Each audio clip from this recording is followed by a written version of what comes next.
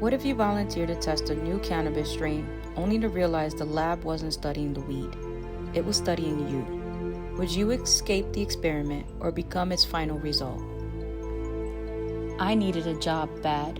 Rent was due, my car needed tires, and I was 2 weeks away from selling my PlayStation 5 to keep my lights on. So when I saw the listing, strain testers needed, top pay, confidential grow lab, must have high tolerance, I laughed, clicked, and applied. The interview was quick and weird. A pale woman with silver rings on every finger and pupils too wide to be sober looked me up and down like I was a melon at the store.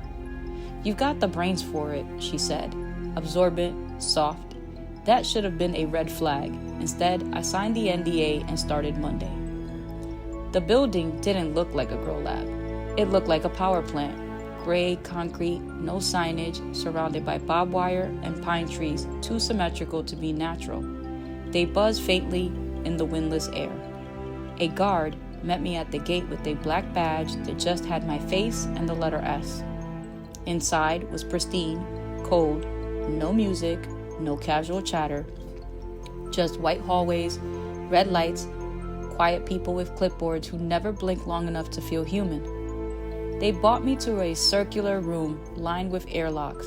At the center, a reclined leather chair, a small steel table, a heavy-duty air vent. A woman in a white coat stepped in. "Welcome to the strain room." She handed me a pre-rolled sealed in glass. Test subject S13, strain, memory latch.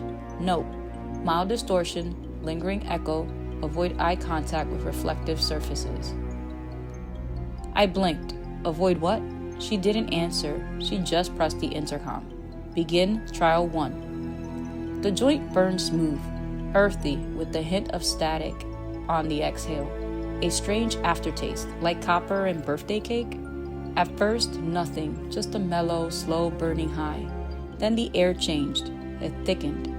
The vent above me inhaled, then exhaled me back in time. Suddenly, I wasn't in the chair anymore. I was 9 years old, standing in my grandma's hallway. I could smell her perfume, the lemon cleaner she always used. I could feel her hand on my shoulder. But something was wrong. Her hand squeezed tighter. I turned around, and it wasn't her. It was a vision of her, with no mouth. Her eyes were just dark pits leaking smoke.